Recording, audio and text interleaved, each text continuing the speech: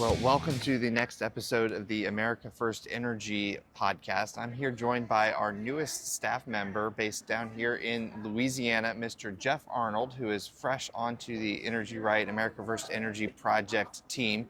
Jeff, welcome. I want to give you Thank you. first the opportunity to introduce yourself and share a little bit more about your background. Sure. Well, thank you. I'm excited to be here. I'm excited to talk about Louisiana as an energy state. I'm excited to talk about Louisiana growing as a clean energy state. My background is pretty diverse. Out of college, did a sales routine. That didn't motivate me. Got into more leadership roles of management and learned how to manage people and processes.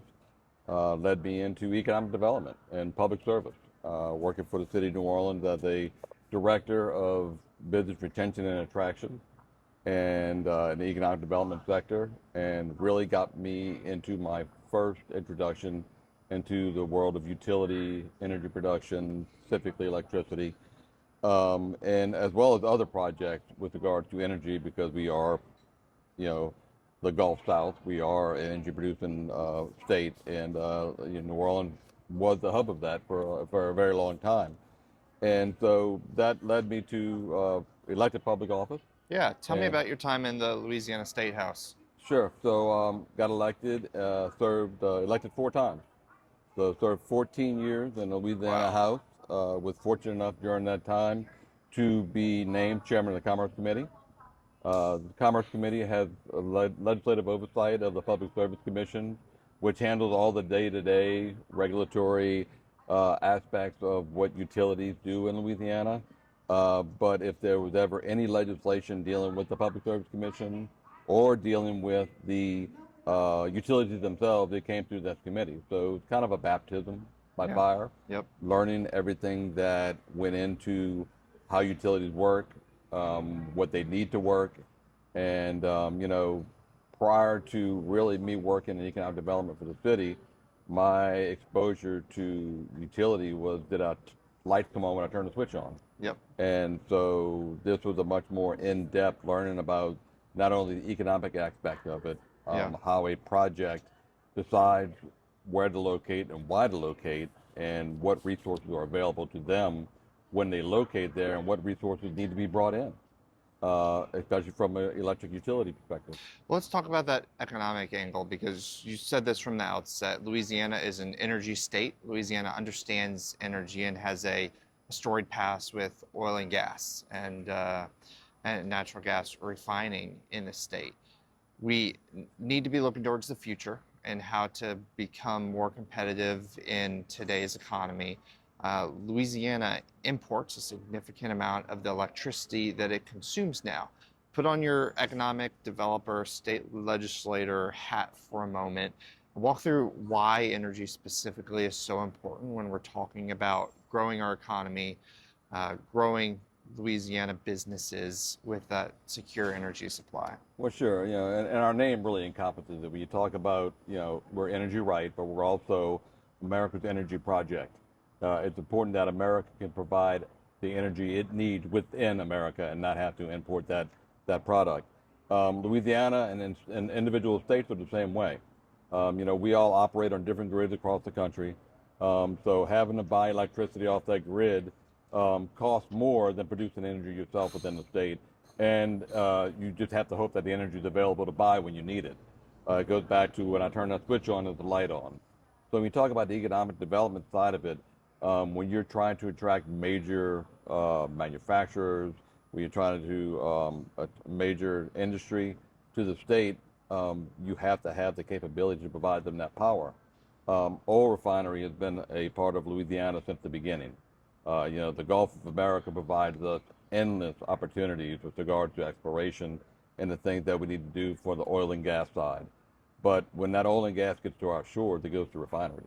Yep. And even those companies now have companies that are reliant upon clean energy factors.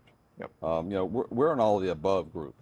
So we're not saying that you need to go solar, wind, coal, natural gas. We think the mix is important all the way across. A recent study was done by LSU, and for the Center of Energy Excellence did the study over at LSU, and asked the citizens of Louisiana about their thoughts on energy. And 75% of the people responding said that oil and gas is very important to them. But also in that study, 72% of them said that solar power is very important to them. Yeah. So you know that the citizens are understanding that we need to diversify. Yeah. We can't rely on just one source of power to power not only our residential homes, which we're also a net importer, exporter. We use more power in our homes than almost any other state in the United States. And then again, on the industrial side, we do that as well. So it's important that we look at the opportunities that are out there, the economic development projects, the incentives that are being offered to bring these projects to Louisiana. We have a lot of areas that are perfect for instance, solar. So let's dive in right there. You mentioned from the outset you had some experience with the electric co-ops and I believe led the Louisiana Association of Electric Co-ops after your time in the legislature. Walk us through how they're thinking about some of these energy challenges and how, as those communities grow, they're needing to, increase their energy supply there to make sure they're able to provide that power for homes and businesses. Well, sure, and that's where it hits home in rural America, rural Louisiana, is the electric co-ops, because they are by and far mostly just in the rural areas. But in my time serving as the CEO of the State Association here in Louisiana, we were mainly fueled, our co-op, by a coal plant, Big Cajun, Little Cajun, up on the Mississippi River. And so actually my experience with that also helped me understand the need to diversify our portfolio here in Louisiana on power. We had a period of time where the river was so low that the coal barges could not dock next to the coal plant to provide the coal they needed to power generation. What was the solution? They had to truck it in and train it in. Well, that made the cost go way up, and that cost, of course, passed on to the ratepayers. Yeah. So you start understanding that you need to diversify. Not to mention that there's a movement against some of the energies out there that are not as clean to try and make them cleaner. So that's why you see more natural gas plants in Louisiana, more proposed. Sure. And so my experience with the co-ops and that experience kind of opened the eyes a little bit. Like, okay, yes, we need to do something going forward. Yeah. Some of the co-ops have already made partnerships. They have changed the way they buy power, and there are actually some solar farms that are currently providing power to some of our electric co-ops. Yeah, well, we know that a diverse energy portfolio is a more secure energy portfolio. It's also a cheaper energy portfolio. Sure. It makes sense to not put all of your eggs in one or two baskets, but to spread them out and allow these different energy generation sources to exercise their strengths. When solar's producing, it's very cheap, but we need that baseline power that you referenced there as well. A diverse energy portfolio is very important to these industries that call Louisiana home. Your natural gas refineries, your petrochemical plants are huge energy sucks. And Louisiana is beginning to see some data centers come in as well. Sure. Fully 60% of the energy consumed in Louisiana is for industrial uses. That's huge. That's one of the highest industrial demands for energy period across the entire nation. I know that's going to be important for seeing these industries continue to grow.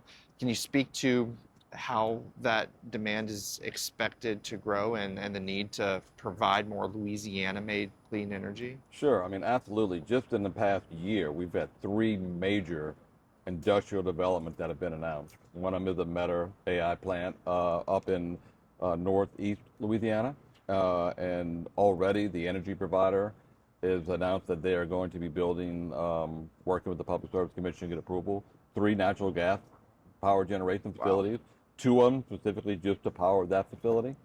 We also had announced just recently that Hyundai is bringing a multi-billion-dollar steel plant to Ascension Parish, which is great. They, it's a huge project, but of course it's 17,000 acres, and they're going to need a lot of power to turn that iron ore into steel. Yeah. And the good news is that this will be steel built in America, this would be steel built to make cars in America. It won't just be the Hyundai cars. It'll be Hyundai, Kia, and other American manufacturers will be using that steel as well. So we're bringing a steel plant back home Yeah. to the United States, to Louisiana. And then third, and more specific to clean energy, is First Solar is the largest American-made solar plant is being built in Acadiana, Yep. Cajun country, down in New Iberia. And so this is another multi-million, billion-dollar project Yeah. that will allow not just Louisiana to utilize solar panels that were built in America, not China, Yep. with all American parts, with all, that. So again, they need to be powered as well. Well, let's double click on that because Louisiana is very lucky to see over $1 billion invested into solar panel manufacturing. Eventually, I think the thought is to have Louisiana solar projects, solar farms utilizing Louisiana-made Sure. solar panels. That's a huge, huge success story for the New Iberia area.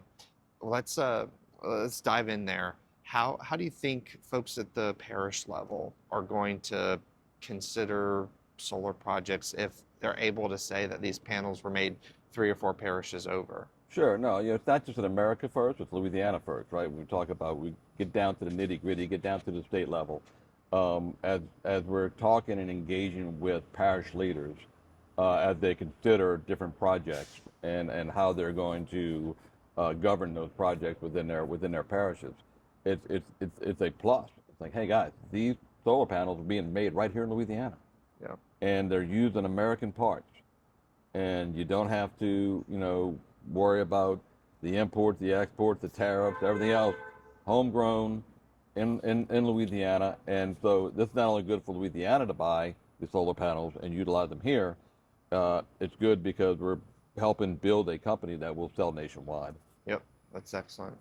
So I want to dive into a little bit more of your experience in the state legislature and put your state legislator hat back on as we forecast into the 2025 session. There's been a lot of talk and discussion about solar and clean energy sources being discussed and potentially being impacted by state legislation. Sure. We don't quite know the details of those yet and what those final forms will be, but big picture, can you just walk us through where you see state leaders leading on clean energy, what their proper role is going to be, and what the parish level governments should be keeping an eye on as well in terms of energy siting? Oh, sure, absolutely. Louisiana is not unlike any other state that has a lot of rural area, a lot of rural parishes or counties. They don't have zoning laws and ordinances on the books. They never needed them, and so they never had them. When you start talking about these different projects coming in, no matter what the project is, in energy production, they don't have the rules in place to make it equitable as possible for the neighbors, for the residents. So there is a move on the state legislative front to do some sort of legislation that will kind of look at that from the state level on down, and then kind of guide, I guess, the local government into making decisions on the projects in their parishes so that they can mold it how they would like to see it and make their residents, their constituents happy. I've always been of the thought process that the best form of government is the most local form of government. Absolutely. So be interesting to see how everything pans out by the end of the session, and what legislation gets through and what it looks like, and how they allow local government to take control of a project within the confines of what the state legislation comes out and says. So you think the state should have a advisory or recommendation role in getting good policies on the books for parishes that might not have them, but parishes should ultimately have the the final say in what project gets approval, in their neck of the woods? Well, I understand the background of it, because there have been some players in the energy production world that have not been the best neighbors. Sure. And so when you're talking about those parishes that don't have rules in place, it's much harder to control and get a better desired effect from those projects. So yes, I'm not necessarily opposed to the state putting in some parameters, but at the end of the day, if a parish wants a project that is an economic development project in their areas, they should have the final say on what, for instance, setbacks may need to be, on how large the project can be.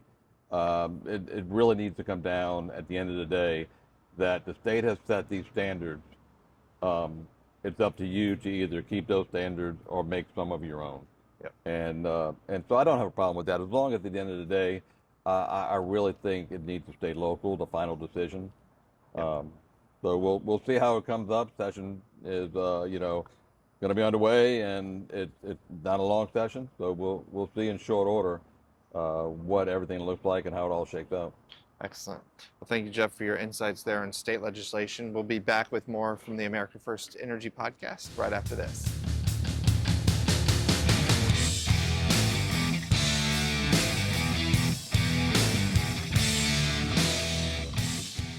Well, welcome back to the America First Energy podcast. Here, continuing my conversation with our Louisiana Executive Director for the America First Energy Project. Jeff, I know a lot of your focus here in Louisiana is going to turn to the parish level and engaging many of the parish councils, police juries that are considering these projects, because by and large, solar is relatively new to Louisiana. You've got quite a bit, but it's still new to a lot of folks. What are some of the questions that you're hearing from folks at the parish level regarding clean energy, regarding new energy projects? Well, when you talk about the community, the residents themselves, it's more the unknown, and even the parish council members, it's the unknown. They don't know because they don't have it. A lot of them. What does it mean to them? A lot of times it's, are we giving up farmland? Or what is the environmental impact of what you're bringing in? So it goes back to really, the missions of we need to educate, elevate, and engage with our local communities. This is where the projects are going. We already know that the state is looking at some things, but that just sets parameters. The projects are going to be local based, so it's working where the industry is looking to go and going down and sitting down in those community meetings and answering the questions that no, there is not an environmental side effect from solar panels, and give them the facts, getting rid of the myths. What can we do to mitigate some of the concerns, whether there's setbacks, and how do you draft that in a parish ordinance? Yeah. And working with the policy leaders and the elected officials to make sure that the residents are okay with what they're bringing in. There are so many examples out there that we can bring to them that they're not looking at because they have their daily lives. This is just something that's looking to come to their part of the state. Yeah. Well, you have Louisiana specific examples too, with the Energy Center at LSU, the Solar Research Center at University of Louisiana Lafayette, with all these resources, with a lot of this research just ready to go. Right. So the important thing is that we have local educated and education facilities, research facilities who can answer a lot of the questions, and we can provide them with that local. A lot of times when you get down to the rural community, they're kind of skeptical of some national person telling them that this is okay in their area. But when you get someone from the University of Louisiana Lafayette who has a solar farm off campus next to their research building and is doing research, working with First Solar to develop the best panels they can, it brings it home and it makes them feel a little more comfortable. They're doing it down in Acadiana, it's Cajun country. So making those connections, and then of course LSU has a much broader energy center where they look at everything, from oil, gas, solar, wind, hydrogen. I mean, everything, liquid gas, natural gas, everything, all the above, policy and research, and what that does for Louisiana. Yeah. So bringing those experts in when you have to, quoting those experts when you can, makes the locals feel a lot more comfortable. Yeah, and you mentioned earlier that Louisiana has a good understanding of what energy can do. Do you think that Louisiana's history as an energy producing state is going to help in some of these conversations that turn to what solar will look like, what small modular nuclear reactors will look like, what hydrogen will look like in the Sure, state? sure. And we have all of those in place today. Not the micronuclear, but we have old school nuclear power Yep. plants that are still powering Louisiana here, and so we have all of those here today. So a lot of that is already understood, and then people understand it. But going forward, you just need to allay the fears that look, oil and gas is not going anywhere. We're going to need oil and gas in this country for a very long time. Yeah. For my kids, my grandkids, and their grandkids. It's so ingrained in everything that we do and use in the world. But the energy side of it, the electrical side of it, I think people are realizing it needs to diversify. When you go into these rural communities, sometimes they see houses with the solar panels on the roof and they think it's ugly. So they don't want that in their neighborhood. They don't want that on the farm next door to theirs. But I think that is going away. And I think the key to keep the conversation going and the project going is to mitigate those concerns with reasonable rules and policy. Yep. Well, energy is always front of mind when it's not readily available, and unfortunately, Louisiana knows hurricanes, knows natural disasters. Walk us through what the energy discussion has been like in response to natural disasters, preparing for the next natural disaster that might come, both when you were, in the state legislature and leading the Electric Co-ops Association. Sure. A priority has always been from the public service direction and from elected officials is to harden our systems, our grids, our local grids, as well as the regional grids, so that when a storm comes through, if we do lose power because something happens to get clipped by a tree or whatever the case may be, something comes down, it doesn't take the entire system out, and it doesn't take a month to bring it back up. We saw over in Texas when they had problems with the ice storms, and the whole ERCOT system was a disaster, and that lasted weeks. We're fortunate enough that generally it doesn't last that long here in Louisiana, but we have had some incidences. After Hurricanes Rita, Gustav, and Ike, I was in the legislature, and we reinstituted the Louisiana Utility Restoration Corporation. And this was mainly for our IOUs, investor-owned utilities. They have to rebuild the grid. They had to build their grids. And they are investor-owned, so they're for-profit, and they can't just pay for it without getting paid back. So eventually that cost to rebuild their system goes back on the ratepayers. Mm-hmm. So by creating this Louisiana Utility Restoration Corporation, we enabled a way for them to bond out money tax-free and do it at a much cheaper rate, therefore saving our citizens money. When you talk about the electric co-ops, it's a whole different world. They're nonprofits. So how do they rebuild their systems? I mean, their members are the people who have meters on their farms, on their houses. And, they can't just write the check. Fortunately, the federal government comes in.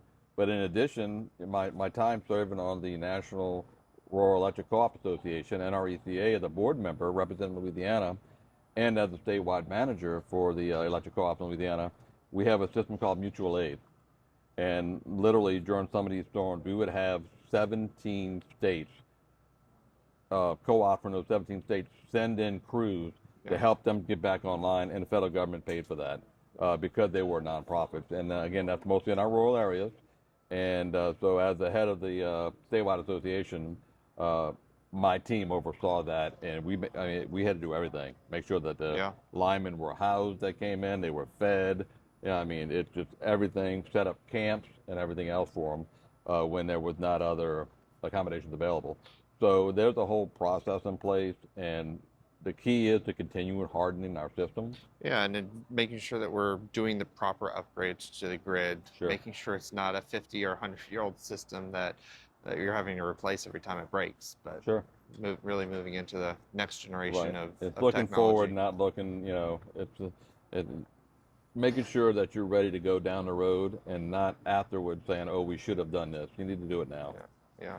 Well, that conversation's always made better by abundant energy on the grid, ready to go as soon as the transmission can be restored. So great to hear that Louisiana's thinking about that and moving forward in response to some of these disasters. No, it's exciting. I mean, we even have a new transmission line going through North Louisiana projected, going from Texas to the MISO, connect with the grid. That is majority solar-based power going onto that. It's a two-way grid, two-way transmission line, so that Texas can receive power after the ice storm. They couldn't. Yeah. So it's there's lots of upgrades that we need to do, and it's not just Louisiana. We see it happening again in Texas. Yep. Well, in closing, Jeff, just want to give you the opportunity to share what you're most excited to get started with, what you're most excited to do out in the field, as we're starting a lot of these clean energy conversations with different parishes. Sure. I mean, the most exciting part to me is the engaging with the community, engaging with the policymakers on a local level. I've worked in both local and state government, so I can appreciate the importance of it. I know that these policymakers, for the most part, these are not their full-time jobs. Yep. So they don't have time to sit there and get educated on every single topic that may come before them. So having a trusted voice, and that's what we bring, a trusted voice, factual voice, dispelling the myths, help them make decisions that will not only prosper their communities, but prosper Louisiana, and again, make America less dependent and make Louisiana less dependent on energy coming from outside of our borders. Yep, absolutely. Couldn't have said it better myself. We'll be back with more from the America First Energy podcast right after this.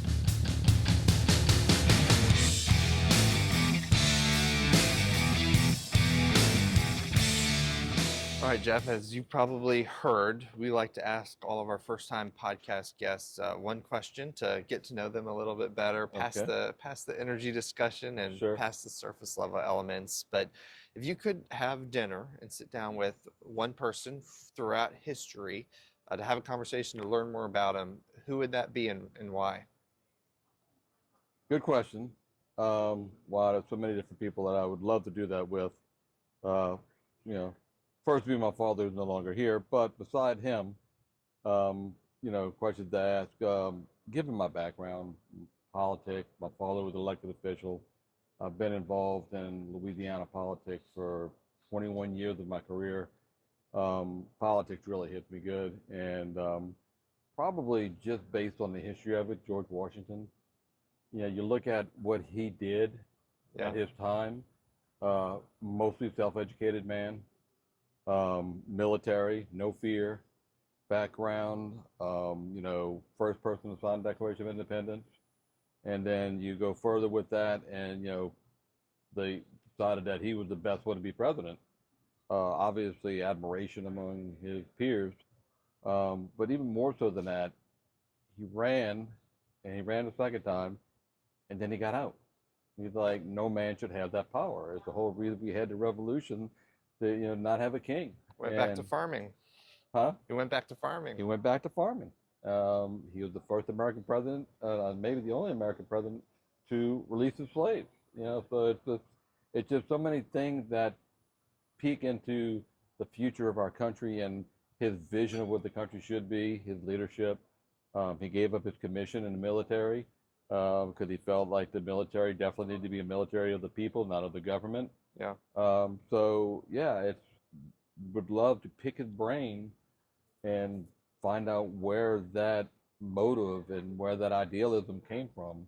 Yeah. So. Well, as a Virginian, I completely agree. That's a great choice. I thought you were going to pick Thomas Jefferson for the Louisiana Purchase, but that would have been an interesting one as well. My Louisiana one, because he was before my time, might have been Huey Long. Yeah. Just simply for the the power and strength that he had as an elected official. Definitely a Louisiana character. Sure. But just, he was before my time. I know some of his relatives still today. I think that the conversation would bring me back to the political and idealism that built our country. He's a smart man. Excellent. Great answer. Thank you.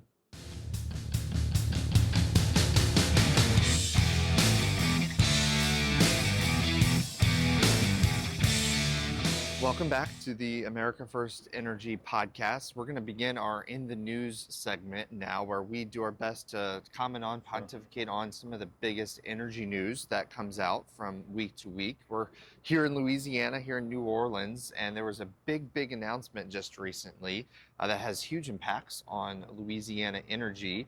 You had President Trump at the White House with all of the Louisiana top brass in terms of leadership up in DC and in Baton Rouge, of which there's plenty. You have House Speaker Mike Johnson, you have House Majority Leader Steve Scalise, you have the Senate President, the State House Speaker there as well, with Governor Landry to make this big announcement.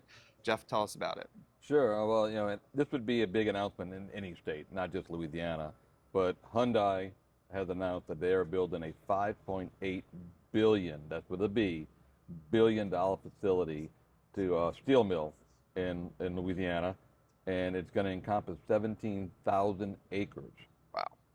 And so, yeah, I mean, that's a big announcement in any state. So actually, honored to have the president announce it. That's pushing 30 square miles to encompass this along the Mississippi. It's along the Mississippi River, so that's part of the attraction for Hyundai to come. Deep water access. They will be building a deep water port alongside the facility, so that they can bring in the iron ore to build these large reams of steel that will then be sent out to car manufacturers across the country, not just Hyundai or Kia, but also to other American manufacturers that are building cars in the United States.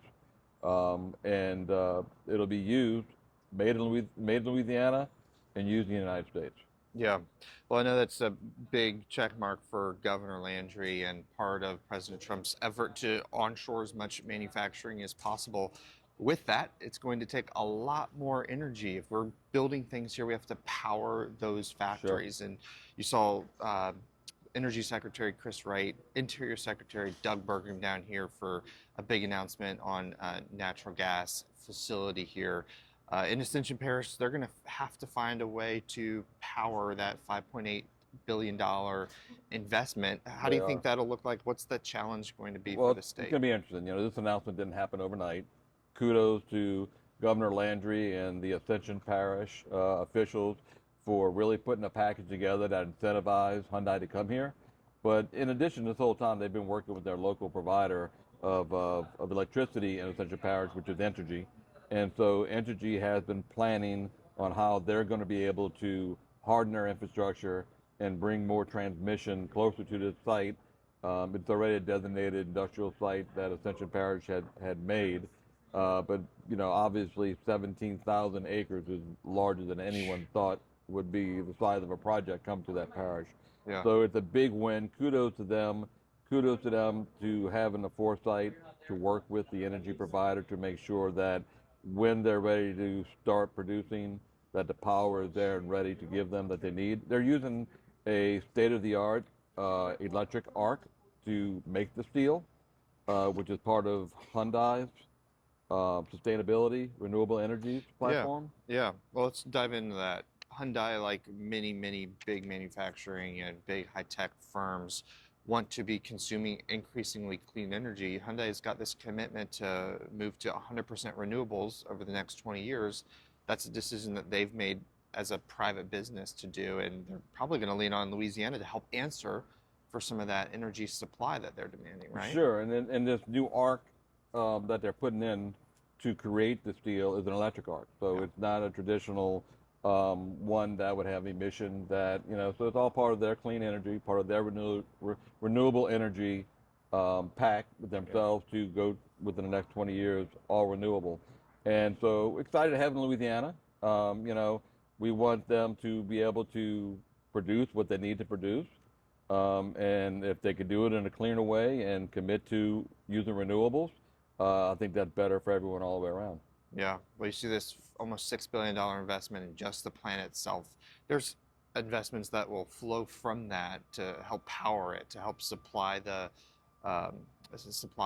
factory, supply the workers. That investment has the potential to multiply specifically in the energy sector it's going to be really, imperative that Louisiana answers that energy demand with its own energy supply, so you can magnify that entire investment. Well, sure, the investment is multiplied. You look at where the location is. It's actually between Baton Rouge and New Orleans on the Mississippi River.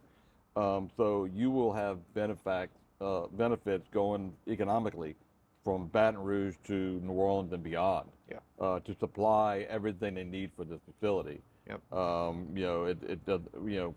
It's everything. It's in a rural area. Yep. Again, on the Mississippi River, and so they are going to need to bring in everything they need to work. And so it's not just a boom for Ascension Parish; it's a boom for Southeast Louisiana. Yeah, and again, kudos to the leaders who helped make this happen. When you were in the legislature, I know you led some trade missions to help with some Louisiana exports abroad, including to Asia.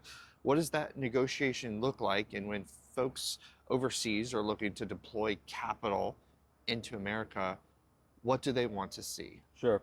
It was interesting. As everyone knows, Taiwan is an ally of the United States. And so Taiwan does many trips with state legislators from different states to learn more about Taiwan. So we flew over there with their Office of Economic Development, had many discussions on technology. They're very high in the high-tech world. But as we were going around the country and looking at different things, we took speed train over many rice fields. And so I had a discussion with the head of economic development for Taiwan, how are the rice fields? And he says, well, we don't have enough. He goes, because of all the other progress, we're losing rice fields and we don't even produce enough for our own country. That led to a conversation with our Commissioner of Agriculture when I got back, and put them together. And Louisiana we produce more rice than we can't sell it. Yeah, crawfish habitat. Right. So put them two together, and next thing you know, Louisiana is selling rice to Taiwan. So it's those conversations that need to be had. It's why those trips exist, to spur the conversation and ideas with our allies is always the best way to do it. So we're helping Taiwan, they're helping Louisiana, and that relationship has continued to flourish. Good.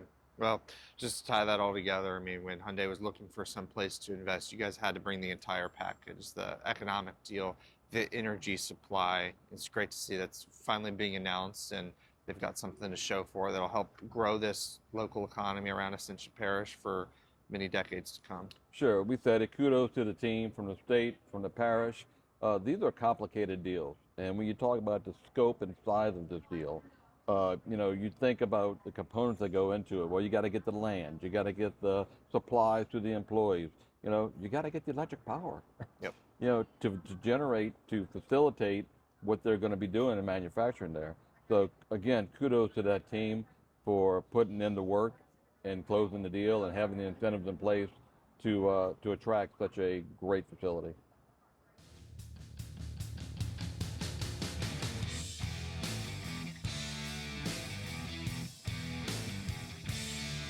Thank you for joining us for another episode of the America First Energy Podcast. You can find this podcast on Spotify, Amazon Music, and Apple Podcasts, and the full videos to accompany the podcast on Energy Right's YouTube page. Today's episode was hosted by myself, Skyler Zunk, and big shout out to our new executive director down in Louisiana, Mr. Jeff Arnold. Our podcast is produced by Ms. Kayla Ventura with audio and visual support from Mr. Dylan Taylor. Join us next time for another episode of the America First Energy Podcast.